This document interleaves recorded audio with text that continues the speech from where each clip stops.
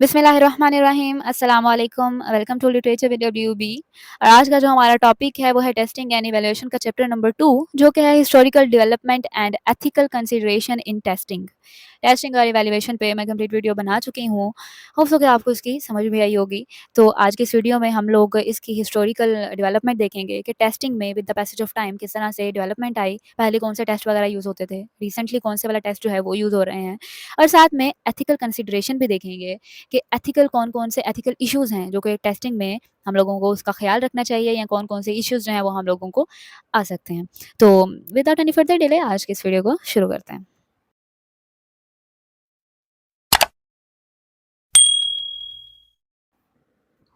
सबसे पहले वीडियो को शुरू करने से पहले मैं आपको ये सजेस्ट करूँगी कि अपने हाथ में एक रजिस्टर और एक पेंसिल लाज़मी रखें और इन मेजर टर्म्स को जो है वो नोट डाउन कर लें, ठीक है? क्योंकि ये वो मेजर टर्म्स हैं जो कि आज की इस वीडियो में हम लोग जो हैं वो डिस्कस करने वाले हैं, और अगर आपको ये टर्म समझ में ना आई तो लेक्चर समझना मुश्किल हो जाएगा। सबसे पहले हमारे पास जो टर्म है वो है डिस्क्रीट पॉइंट टेस्टिंग। ये टेस्टिंग की जो है वो टाइप्स हैं, ठीक है? और इन टेस्टिंग टाइप्स को समझना बहुत ज़्यादा हमारे लिए ज़रूरी है। डिस्क्रीट पॉइंट टेस्ट में क्या होता है कि इसमें फोकस किया जाता है किसी एक स्पेसिफिक इंडिविजुअल लैंग्वेज स्किल पे, ठीक है? लाइक इसमें सिर्फ़ और सिर्फ़ किसी एक लैंग्वेज स्किल पे हम लोग फ़ोकस करेंगे, किसी एक स्पेसिफ़िक स्किल पे। जिसमें कि हम लोग जो है वो ग्रामर हो सकती है, वोकैब्युलरी हो सकती है, प्रोनंसिएशन हो सकती है। लाइक अगर हम लोगों ने कोई एक टेस्ट लेना है, डिस्क्रीट पॉइंट टेस्ट, वो एक सेपरेट टेस्ट होगा हर एक के लिए। किसी की अगर लैंग्वेज स्किल को हम लोगों ने ग्रामर की नज़र से देखना है कि इसमें ग्रामर की कितनी इसमें एफिशिएंसी है, तो हम लोग उसके लिए एक सेपरेट से एक ग्रामर का टेस्ट जो है वो लेंगे, ठीक है? यानी एक सिंगल इंडिविजुअल लैंग्वेज स्किल पे बात हो रही है ना, कि सिर्फ़ उसमें ग्रामर आएगी, बाकी उसमें कोई भी और एस्पेक्ट हम लोग ऐड नहीं करेंगे। वोकैब्युलरी के लिए है तो वोकैब्युलरी के लिए हम लोग एक सेपरेट टेस्ट रखेंगे। प्रोनंसिएशन के लिए है, प्रोनंसिएशन के लिए हम लोग एक सेपरेट टेस्ट रखेंगे। तो मतलब क्या है इस बात का कि एक ऐसा टेस्ट होता है जिसमें सिर्फ़ और सिर्फ़ किसी एक स्किल के लिए, किसी एक स्किल को जज करने के लिए, या किसी एक स्किल की एफिशिएंसी को मेज़र करने के लिए हम लोग ये वाला टेस्ट जो है वो लेते हैं। ठीक है? होप सो कि आपको इसकी समझ आई होगी। नेक्स्ट वाला जो हमारे पास टेस्ट है वो है इंटीग्रेटिव टेस्ट।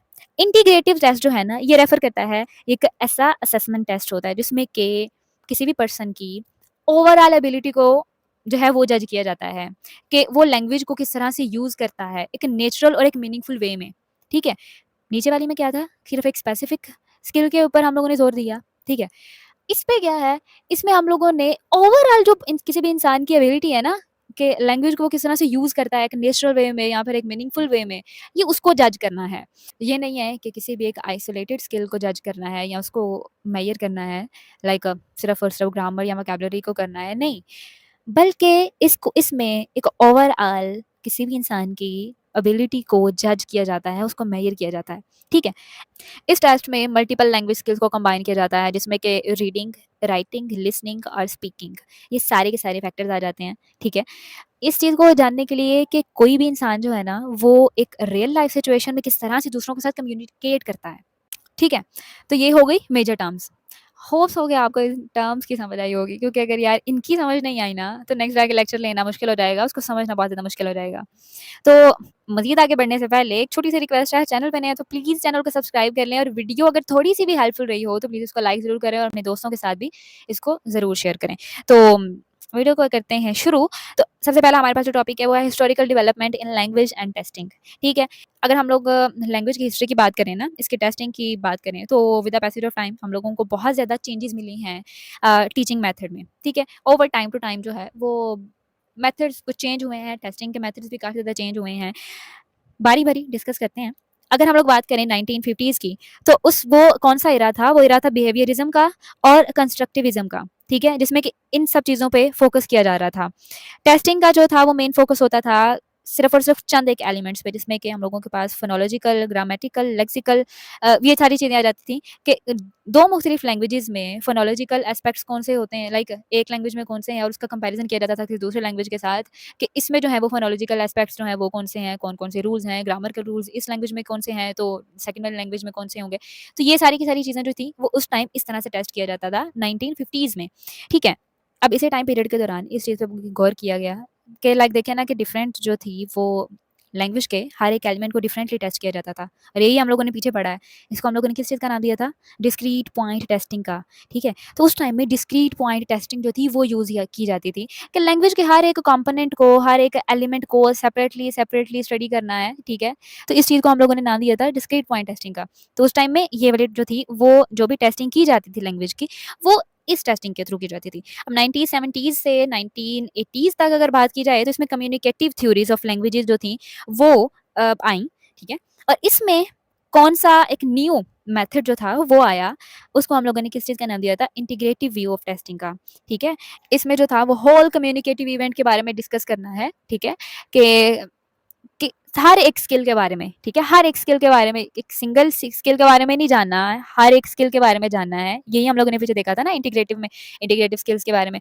तो ये चीज़ इसमें आई। तो ये कब आई? 1970 से 1980s के दरमियान, ठीक है? जब थ्योरीज़ ऑफ लैंग्वेजेज़ जो थी वो आई थी। नेक्स्ट अगर हम लोग बात करें तो जो इंटीग्रेटिव अप्रोच है, ये वही वाली बात आ गई कि जो इंटीग्रेटिव अप्रोच है ये एम्फसाइज़ करती है कि language competency in unified set of interacting abilities that can not be testing separately. ठीक है? इनको हम लोग सेपरेटली टेस्ट नहीं कर सकते हैं। ये एट अ टाइम सारी की सारी स्किल्स को टेस्ट किया जाएगा, ठीक है? एक ही टाइम में जो है वो एबिलिटीज़ को जज किया जाएगा कि कोई भी इंसान दूसरों के साथ इंटरैक्ट कैसे करता है, उनके साथ कम्युनिकेट कैसे करता है। अगर वो कम्युनिकेट कर रहा है तो क्या उसकी वो कम्युनिकेशन स्किल्स जो है वो इफेक्टिव हैं, ठीक है? लाइक वो एक मीनिंगफुल वे में कम्युनिकेट कर रहा है, ठीक है? तो ये सारी की सारी चीज़ें किसमें आती हैं? इंटीग्रेटिव टेस्टिंग में आती हैं। अगर आज की बात करें तो जो टेस्ट डिज़ाइनर्स हैं वो काफ़ी ज़्यादा इस चीज़ के लिए चैलेंजेस उन लोगों को फेस करने पड़ रहे हैं कि ऐसा कौन-सा एक ऑथेंटिक कंटेंट या वैलिड इंस्ट्रूमेंट का यूज़ किया जाए कि हम लोग इस सारी की सारी स्किल्स को मेज़र कर सकें, ठीक है? कि कोई भी इंसान किस तरह से इंटरैक्ट करता है, किस तरह से बात करता है। तो इस चीज़ के रिज़ल्ट में वही 2 मेन अप्रोचेज़ हम लोगों को लैंग्वेज टेस्टिंग की मिलती हैं, जो कि आज तक इन्हीं को लेके चला जा रहा है। सबसे पहली वही है कि डिस्क्रीट पॉइंट और दूसरी है integrative testing method. Discrete point में मैंने बताया कि इसमें जो है वो लैंग्वेज को छोटे-छोटे हिस्सों में तक़सीम कर दिया जाता है, डिवाइड कर दिया जाता है, कंपोनेंट पार्ट्स को और हर एक को सेपरेटली स्टडी किया जाता है। अब इन सारी चीज़ों को, ये सारे के सारे जो भी प्रोficiency है, टेस्ट कैसे लिया जा सकता है? डिस्क्रीट पॉइंट में रहते हुए। मल्टीपल चॉइस जो हैं, वो बनाए जा सकते हैं कि ग्रामर के लिए सेपरेटली मल्टीपल चॉइस बना दिए जाएँ, वोकैब्युलरी के लिए सेपरेटली बना दिए जाएँ। सो हर एक के लिए जो है वो एक सेट्स बना दिए जाएँ मल्टीपल चॉइसेस के, ठीक है? तो इसी तरह से ये है कि लैंग्वेज का जो है वो स्किल्स को मेज़र किया जा सकता है, उनकी प्रोficiency को टेस्ट किया जा सकता है। जैसे-जैसे लैंग्वेज टेस्टिंग जो है वो इवॉल्व हुई है, क्रिटिसिज़्म ने काफ़ी ज़्यादा इस चीज़ पे क्रिटिसाइज़ किया है कि जो डिस्क्रीट पॉइंट है, डिस्क्रीट पॉइंट टेस्टिंग जो है, उसके खिलाफ उन्होंने बात की है कि this is not an appropriate approach, ठीक है? कि हम लोग जो हैं वो इसको यूज़ नहीं कर सकते हैं, ठीक है? मज़ीद अगर आगे बात करें तो वो जो है वो इंटीग्रेटिव टेस्ट मेथड्स को ज़्यादा अहमियत देते हैं कि इस चीज़ के बारे में हम लोगों को जो अगर टेस्टिंग अगर करनी भी है तो इस मेथड से किया जाए। क्यों? क्योंकि इसमें लैंग्वेज का हर एक एस्पेक्ट आ जाता है, ठीक है? सिर्फ़ एक सिंगल, एक इंडिविजुअल, एक आइसोलेटेड स्किल पे बात नहीं की जाती है, बल्कि इसमें सारे के सारे लैंग्वेज के कंपोनेंट्स आ जाते हैं, हर एक चीज़ को मेज़र कर लिया जाता है, ठीक है? तो इसीलिए वो कहते हैं कि इस मेथड को यूज़ करना ज़्यादा एप्रोप्रिएट रहेगा। यहाँ पे हमारे पास 2 एग्ज़ाम्पल्स हैं इंटीग्रेटिव टेस्ट की। पहली जो है वो है हमारे पास क्लोज़ टेस्ट और दूसरी है डिक्टेशन। क्लोज़ टेस्ट में क्या होता है कि इसमें ना एक 150 से 300 वर्ड्स का एक पैराग्राफ होता है हमारे पास, वर्ड्स होते हैं हमारे पास कुछ और उसमें हर एक 6 या फिर 7 वर्ड को रिमूव कर दिया जाता है, ठीक है? उस पैराग्राफ के 6 या 7 वर्ड को रिमूव कर दिया जाता है और वहाँ पे उस जगह पे छोटी-सी लाइन लगा दी जाती है, फिल इन द ब्लैंक्स कह लें आप लोग। और फिर उसके बाद जो टेस्ट टेकर होता है, वो ब्लैंक्स जो हैं वो फिल करनी होती हैं कि उसके लिहाज से वो क्या सोचता है कि यहाँ पे इस सेंटेंस में कौन-सा वर्ड ज़्यादा एप्रोप्रिएट रहेगा?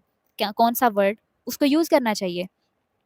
और अब देखें, इस टेस्ट में हर एक चीज़ आ जाएगी, ठीक है? अगर उसकी लैंग्वेज एबिलिटी को ही तो टेस्ट करना है, तो उसमें जो है उसको पता चल जाएगा कि मैंने कौन-सी वोकैब्युलरी यूज़ करनी है, ठीक है?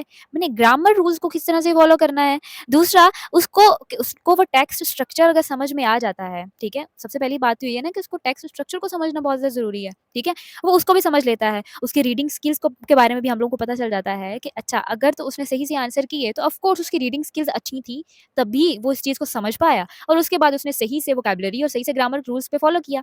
जब इन वो सारी चीज़ों को समझ लेगा, तो ऑफ़ कोर्स उसके अंदर ये एबिलिटी है कि वो इस चीज़ को प्रेडिक्ट कर सकता है कि आगे यहाँ पे कौन-सा वर्ड आएगा। अब इस सारे के सारे टेस्ट को जो क्लोज़ टेस्ट है, इसको करने के बाद किसी भी पर्सन की हम लोग ओवरऑल लैंग्वेज प्रोफिशिएंसी को जान सकते हैं कि इसकी ओवरऑल प्रोफिशिएंसी लैंग्वेज पे कितनी है, ठीक है? लाइक देखिए ना, अब हम लोगों ने सेपरेट-सेपरेट मल्टीपल चॉइस तो क्रिएट नहीं किए ना ग्रामर के लिए, वोकैब्युलरी के लिए, किसी भी चीज़ के लिए, ठीक है?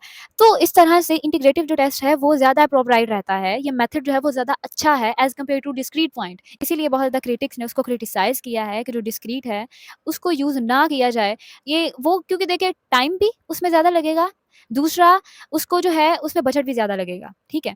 कॉस्ट जो है वो उसपे ज़्यादा आएगी।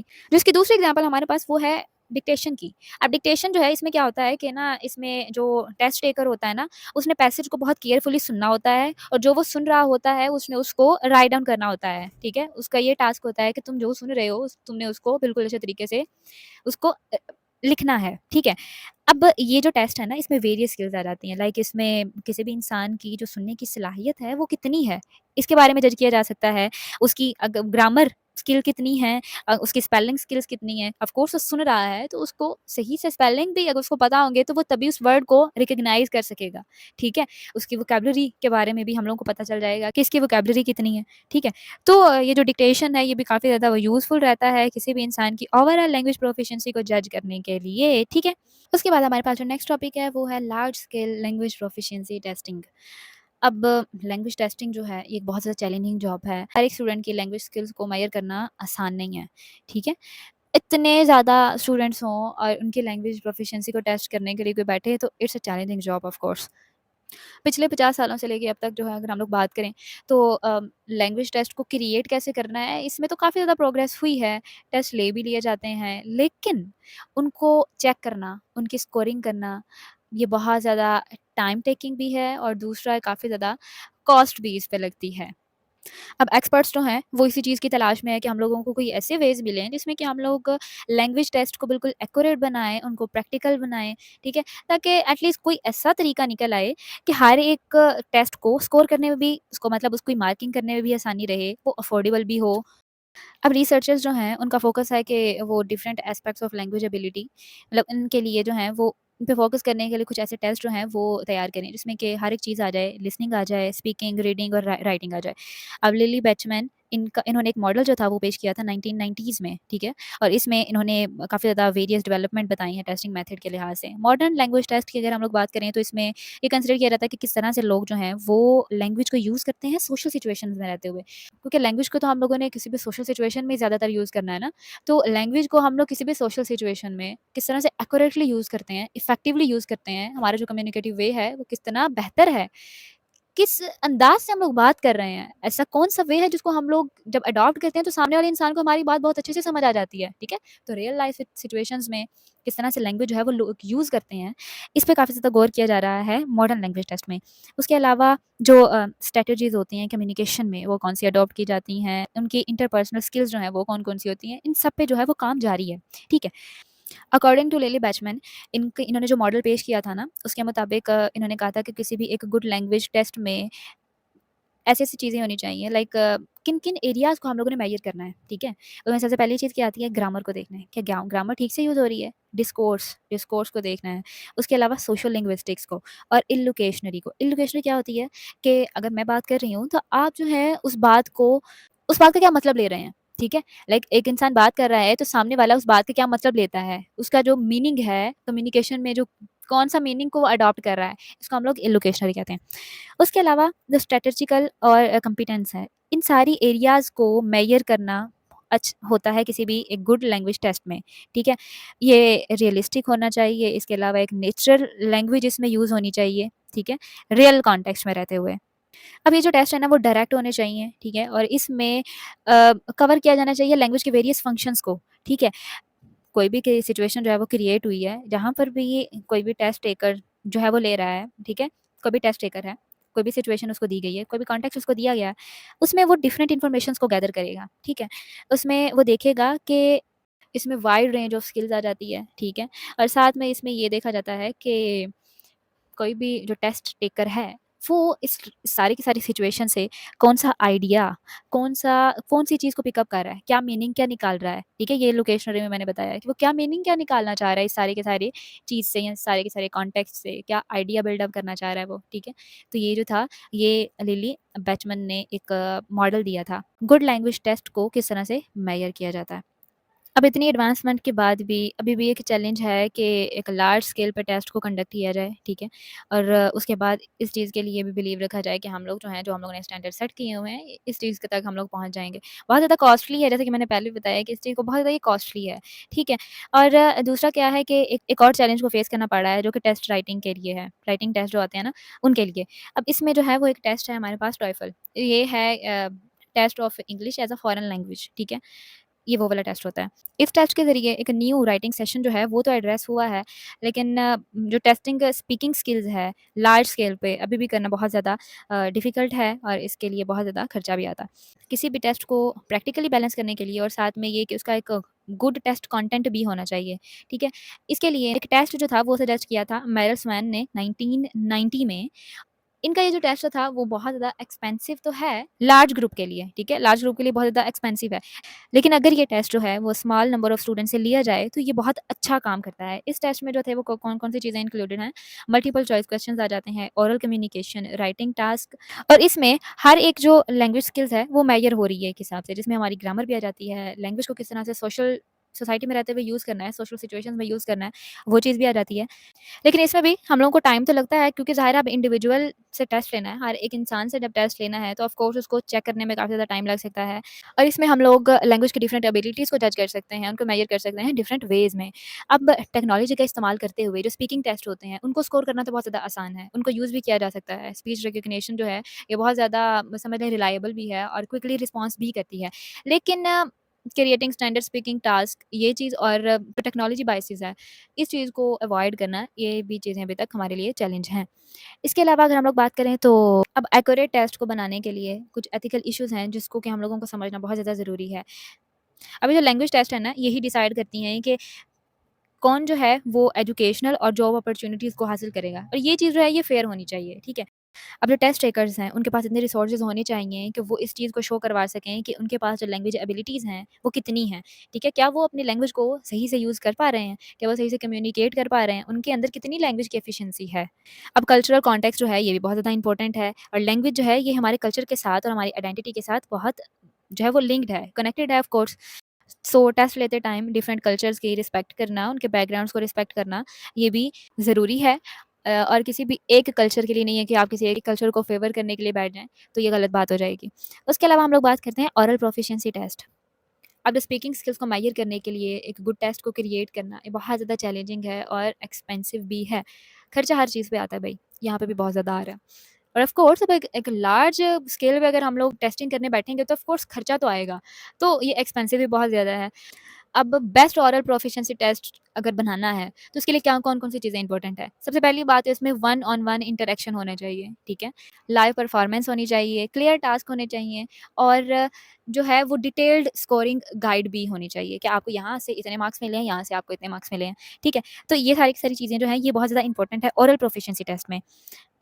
अब एक बहुत ज़्यादा पॉपुलर टेस्ट जो कि स्पीकिंग स्किल्स में इस्तेमाल होता है वो है ओरल प्रोफिशिएंसी इंटरव्यू ओपीआई, ठीक है? अब ये जो है ना ये वर्ल्ड वाइड बहुत ज़्यादा सालों से इसको यूज़ किया जा रहा है और ये जो ओपीआई है ये किस चीज़ के लिए चेक करता है, ये प्रोनाउंसिएशन को चेक करता है कि क्योंकि ज़ाहिर है आप अगर किसी से इंटरव्यू ले रहे हो तो ऑफ कोर्स वो लैंग्वेज को किस तरह से वर्ड्स को किस तरह से प्रोनाउंस कर रहा है, ये चीज़ बहुत ज़्यादा इंपॉर्टेंट है। तो इस चीज़ के लिए आप मेजर कर सकते हैं कि इसकी प्रोनाउंसिएशन स्किल्स जो है वो कितनी है। इसके अलावा किसी भी इंसान की जो लैंग्वेज की फ्लुएंसी है वो कितनी है, कल्चरल नॉलेज कितना है, ग्रामर इसकी ठीक है या नहीं है और वोकैब्युलरी वो किस तरह की यूज़ कर रहा है। अब जो इंटरव्यूअर है ना, वो जो टेस्ट टेकर होता है, उसको 0 लेवल से 5 लेवल तक जो है वो उसको नंबरिंग उसको देता है। 0 लेवल के नो एबिलिटी, इसमें कोई एबिलिटी नहीं थी और 5 लेवल के इसमें जो है एक एजुकेटेड नेटिव स्पीकर हम इसको कह सकते हैं किसी भी इंसान को, ठीक है? जबकि जो एक रिलायबल एक है ना प्रोफिशिएंसी टेस्ट होना, इसको भी काफ़ी ज़्यादा क्रिटिसिज़्म फेस करना पड़ा है। अब क्रिटिसिज़्म का पे सामना क्यों करना पड़ा है कि जो क्रिटिक्स हैं ना, वो ये कहते हैं कि जो ओपीआई टेस्ट है ना, ये किसी भी टेस्ट टेकर को एक कंट्रोल्ड सिचुएशन में रख देता है, ठीक है? अब वो कोई सोशल इंटरेक्शन ही नहीं कर रहा रियल लाइफ़ सिचुएशन से जाके बिल्कुल भी, उसको आप बिल्कुल एक कमरे में बंद करके उससे इंटरव्यू कर रहे हैं, तो ऑफ़ कोर्स वो एक कंट्रोल सिचुएशन ही हुई ना। और लिली बैचमैन ने इसके बारे में ये कहा है कि जो ओपीआई मिक्सेज़ है ना, लाइक ये मिक्स कर देते हैं, डिफरेंट एबिलिटीज़ को ना आपस में मिक्स कर देते हैं। कि किस तरह से टेस्ट जो है वो लिया जा रहा है, कंडक्ट उसको किस तरह से किया जा रहा है और gives only one overall score और हर एक को ओवरऑल जो है वो स्कोर दे दिया जाता है। अब ओरल प्रोफिशिएंसी इंटरव्यू जो होता है ना, ये वो लोग लेते हैं जो कि सर्टिफाइड एग्ज़ामिनर्स होते हैं।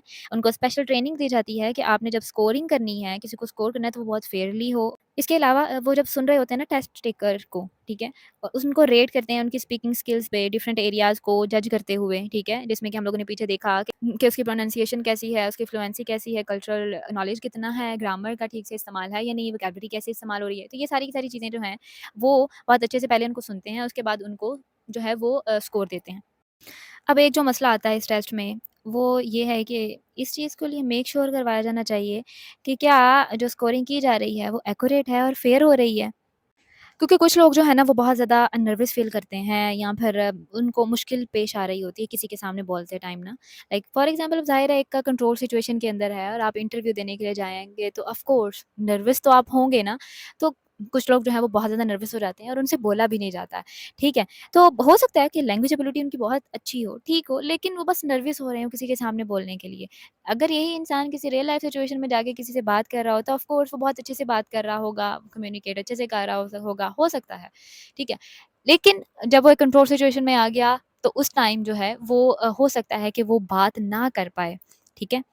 और कुछ लोग जो हैं इस किस्म के टास्क को बहुत ईज़िली हैंडल कर लेते हैं, उनके लिए कोई नई बात होती नहीं है या फिर नई बात अगर हो या ना हो लेकिन उनके अंदर इतना कॉन्फिडेंस होता है कि वो किसी के भी सामने जाके बहुत अच्छे से बात कर पाते हैं, बिल्कुल भी नर्वस नहीं होते हैं और उनका जो कॉन्फिडेंस लेवल होता है वो बहुत हाई लेवल पे पहुँचा हुआ होता है। तो वो बहुत अच्छे से बात कर लेते हैं, तो हो सकता है दूसरों के उसकी निस्बत जो एक वो इंसान जो कि बिल्कुल ही नहीं उससे बोला जा रहा, उसके लिए उससे अगर उसका कंपैरिज़न करवाया जाए, तो उसके लिए तो ये चीज़ कुछ भी नहीं होगी। उसके लिए ये टास्क जो था वो बहुत ज़्यादा ईज़ी था। अब इन सब इश्यूज़ के बावजूद भी जो टेस्टिंग स्पीकिंग स्किल्स है वो बहुत ज़्यादा इम्पोर्टेंट है, ठीक है? अब ये हेल्प करता है किसी भी इंसान को ये डिसाइड करने के लिए कि क्या वो बाहर जाके अब्रॉड जाके स्टडी कर सकता है। फ़ॉरेन लैंग्वेज के अगर उसको बाहर जाके काम करना पड़ा है या फिर पाकिस्तान में रहते हुए अगर उसको काम प करना पड़ा है, तो क्या वो फ़ॉरेन लैंग्वेज को यूज़ कर सकता है अपने काम में? उसके अलावा वो दूसरे कुछ जो हैं वो एग्ज़ाम्स भी दे सकता है जिसमें आइल्स आ जाता है। वो अपनी इंग्लिश प्रोफिशिएंसी को टेस्ट करने के लिए ये उसको आइल्स का टेस्ट जो है वो पास करना पड़ता है। और कुछ कंट्रीज़ का आइल्स के बाद ही आइल्स का जब आप लोग टेस्ट जो है वो पास कर लेते हैं तभी आपका वीज़ा लगता है। तो ये सारी जो हैं ये टेस्ट हैं कि किस तरह से आप जो है वो अपनी लैंग्वेज प्रोफिशिएंसी को टेस्ट कर सकते हैं। रिसेंटली टेक्नोलॉजी जो है उसने काफ़ी ज़्यादा हेल्प की है कि वो इम्प्रूव करवा रही हैं टेस्ट को कि किस तरह से टेस्ट लेने चाहिए। अब कुछ जो हैं वो अब बैठे-बैठे ही फ़ोन पे टेस्ट दे देते हैं, ठीक है? थ्रू वीडियो कॉल्स हो गई। लोगों को इस चीज़ का अलाउ करना है कि आप घर में बैठ के ही टेस्ट दे सकते हैं, फ़ोन पे इंटरनेट के थ्रू आप टेस्ट जो है वो दे सकते हैं। इससे क्या होता है कि इसमें ना इतनी ज़्यादा कॉस्ट जो है वो नहीं आती है, ठीक है? रिड्यूस हो जाती है कॉस्ट भी और लॉजिस्टिकल प्रॉब्लम्स भी। उसके बाद जो हमारा आज का लास्ट टॉपिक है वो है क्रिटिकल लैंग्वेज टेस्टिंग। इसमें हम लोग एथिकल इश्यूज़ के बारे में पढ़ेंगे। एथिकल इश्यूज़ यहाँ पर अगर मैं आपको पहले इसको डिफ़ाइन कर दूँ तो एथिकल इश्यूज़ जो है ना टेस्टिंग में अगर बात की जाए तो ये चीज़ आती है कि क्या चीज़ फ़ेयर है और क्या चीज़ नहीं है फ़ेयर, ठीक है? अब यहाँ पे मैं एग्ज़ाम्पल दूँ अगर आपको कि इंटरनेट के थ्रू अगर कोई टेस्ट दे रहा है, ठीक है?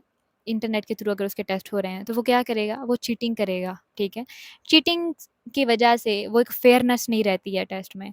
अगर वो बहुत अच्छा स्कोर भी कर लेता है, तो वो उसका अपना कोई उसमें नहीं होता अमल-दखल। अपनी एबिलिटी को यूज़ करते हुए टेस्ट को पास उसने बहुत अच्छा स्कोर नहीं लिया हुआ होता। वो उसने तो चीटिंग की हुई होती है। तो ये चीज़ एथिकल इश्यूज़ में आती है। तो इसको हम लोग डिटेल से स्टडी करते हैं। अभी जो टेस्टिंग इंडस्ट्री है ये बहुत तेज़ी से ग्रो जो है वो कर रही है और लोगों को हेल्प करती है कि वो अपनी एबिलिटीज़ को जज कर सकते हैं, उनको मेज़र कर सकते हैं कि उनमें कितनी प्रोफिशिएंसी है। अब लेकिन इसका मिसयूज़ भी काफ़ी जगह पे हो रहा है। टेस्ट जो है वो बहुत ज़्यादा इंपॉर्टेंट है, किसी भी सिचुएशन में हो गया, एजुकेशन में हो गया, गवर्नमेंट में हो गया, बिज़नेस में हो गया, ठीक है? और ये लोगों के फ्यूचर्स को भी डिटरमाइन करती हैं। उनके टेस्ट बेस पे ही जो है वो उनकी सिलेक्शन होगी या फिर उनको अच्छा-सा स्कोर मिलेगा, ठीक है? जो टेस्ट डिज़ाइनर्स हैं या फिर जो ऑर्गेनाइज़ेशंस हैं उस उनको इस चीज़ के लिए जो है ना वो एक जो सर्टेन स्टैंडर्ड्स जो कि उनके क्लाइंट्स ने सेट किए हुए हैं ना, उनको फ़ॉलो करना बहुत ज़्यादा ज़रूरी है। अभी जो स्टैंडर्ड्स हैं ना, ये एथिकल इश्यूज़ को राइज़ करते हैं because taste can act as gatekeepers. Elena सोहामे ये एक एक्सपर्ट हैं लैंग्वेज टेस्टिंग की। इनका क्या बिलीव है कि जो टेस्ट होता है ना, वो न्यूट्रल नहीं होता है, बल्कि उस टेस्ट पे किस-किस का इन्फ्लुएंस होता है? आपके कल्चर का। सोशल, पॉलिटिकल, एजुकेशनल और आइडियोलॉजिकल जो एजेंडाज़ हैं, इन सब चीज़ों का असर पड़ता है आपकी लैंग्वेज पे, आपके उस टेस्ट पे, इन सब चीज़ों का असर होता है। और इसको हम लोग कहते हैं क्रिटिकल लैंग्वेज टेस्टिंग। अब ये जो है ये आर्ग्यू करता है ये कि ये अगेंस्ट है ट्रेडिशनल मेथड्स के, जो ट्रेडिशनल मेथड्स हैं ना टेस्टिंग के, ये उसको अवॉइड करता है, उसके अगेंस्ट है। और ये सपोर्ट करता है किसी भी इंसान की जो more personalized way to predict success and evaluate abilities, कि कोई भी इंसान जो है वो अपनी सक्सेस के जो वेज़ हैं उनको खुद प्रिडिक्ट करेगा, ठीक है? दूसरा, अपनी एबिलिटीज़ को वो खुद बढ़ाएगा, इवैल्यूएट करेगा, उसको जज करेगा, उसको मेज़र करने की कोशिश करेगा। अब एथिकल इश्यूज़ जो है ना टेस्टिंग में, इसमें कौन-कौन सी चीज़ें इंक्लूड हैं? इसमें रिस्पॉन्सिबिलिटी आ जाती है किसी भी टेस्ट डिज़ाइनर की, कि वो प्रोवाइड करे वेरियस वेज़, जिससे कि कोई भी इंसान जो है वो अपनी परफॉर्मेंस को मेज़र कर सकता है, और अपनी जो उसके डिफरेंट स्टाइल्स और एबिलिटी है, उनके दरमियान वो डिफरेंशिएट कर सकता है, ठीक है? अब जो टेस्ट है ये ऑफ कोर्स पार्ट है कल्चर के भी और पॉलिटिक्स के भी, ठीक है? और जो टेस्ट टेकर है, अब इन सारे कॉन्टेक्स्ट में रहते हुए उस पे इफ़ेक्ट तो आएगा ना, ठीक है? पॉलिटिकल इफ़ेक्ट भी आएगा और साथ में कल्चरल इफ़ेक्ट भी आएगा। हर एक जो टेस्ट टेकर है उस पे ये आता है। और इन्हीं इश्यूज़ को डिस्कस किया जा रहा है ओवर अ सेंचुरी, ठीक है? काफ़ी देर से इस चीज़ के बारे में बात की जा रही है कि इनका ये कंसर्न था कि जो एग्ज़ाम्स में फेयरनेस है ना, इसको लाया जाए, ठीक है? किसी भी एग्ज़ाम में फेयरनेस होनी चाहिए। अब जो नेक्स्ट इशू है एथिकल इशू, वो हमारे पास है test preparation. Test preparation is another ethical issue. बहुत ज़्यादा टेस्ट टेकर्स जो हैं वो ना अपने कोर्सेज़ पे और अपने मटेरियल्स पे बहुत ज़्यादा पैसा खर्च करते हैं, ठीक है? जबकि वही कंपनीज़ जहाँ से वो ये सारा का सारा मटेरियल लेते हैं ना, वही कंपनीज़ टेस्ट बना रही होती हैं, ठीक है? वही कंपनीज़ टेस्ट भी बनाती हैं और उसी कंपनी से वो जाके मटेरियल वगैरह भी ले लेते हैं, और जो है वो अपने कोर्स के लिए। लेकिन हर किसी के पास इतने पैसे नहीं होते हैं कि वो अपनी इन कोर्सेज़ पे एक सॉलिड मनी जो है वो खर्च करें, ठीक है? अब दूसरी यहाँ पे क्या बात हुई है कि अब इन कंपनीज़ का, ये जो कंपनीज़ बना रही हैं अ, यही यही टेस्ट बना रही हैं और यही जो है मटेरियल भी प्रोवाइड करती हैं। इनका जो मोटिव होता है ना ज़्यादातर, वो यही होता है कि इन्होंने पैसे बनाने हैं, ठीक है? ये जो टेस्ट हैं, ये बस एक ही वे है सक्सेस का। उसके अलावा जो नेक्स्ट है वो है टेस्ट एंग्ज़ायटी। अब है जो स्टूडेंट्स होते हैं, कुछ स्टूडेंट्स वो मार्जिनलाइज़्ड बैकग्राउंड से ताल्लुक उनका होता है, ठीक है? और उनको एक एक्स्ट्रा बैरियर का को फेस करना पड़ता है। अब उन पे जो है वो किसी न किसी चीज़ का प्रेशर होगा, जो अब ये जो प्रेशर है वो उनकी परफ़ॉर्मेंस पे भी असर ला सकता है, और ठीक है, और मतलब वो सही से हो सकता है परफ़ॉर्म ना कर सकें इस प्रेशर की वज़ह से। जो नेक्स्ट इश्यू है हमारे पास वो है डिस्क्रिमिनेशन। अब डिस्क्रिमिनेशन भी हो सकती है टेस्टिंग में। जो स्टैंडर्डाइज़्ड टेस्ट होते हैं। अब स्टैंडर्डाइज़्ड टेस्ट में कुछ अंडर प्रेज़ेंट ग्रुप्स, जिसमें कि इंग्लिश लैंग्वेज लर्नर्स आ गए, ठीक है? दूसरा, कुछ ऐसे स्टूडेंट्स जो कि डिसेबिलिटीज़ का शिकार होते हैं। अब इनके साथ जो है वो डिस्क्रिमिनेशन हो सकती है, ठीक है? लाइक इनको जो है वो इतनी ख़ास अपॉर्च्युनिटीज़ जो है हो सकता है वो ना मिलें जो बाकी स्टूडेंट्स को दी जा रही हों, ठीक है? तो ये था आज का लेक्चर, होप सो कि आपको इसकी समझ आई होगी। मुझे पता है वीडियो थोड़ी-सी लंबी हो गई है, लेकिन समझाना भी ज़रूरी है। तो इन स्लाइड्स का लिंक मैं डिस्क्रिप्शन बॉक्स में दे दूँगी, फिर भी अगर कोई क्यूरी हो तो आप मुझसे इंस्टाग्राम पे राब्ता कर सकते हैं। तो इंशाल्लाह मिलते हैं फिर नेक्स्ट वाली वीडियो में, तब तक अपना ख़्याल रखिएगा। अल्लाह हाफ़िज़।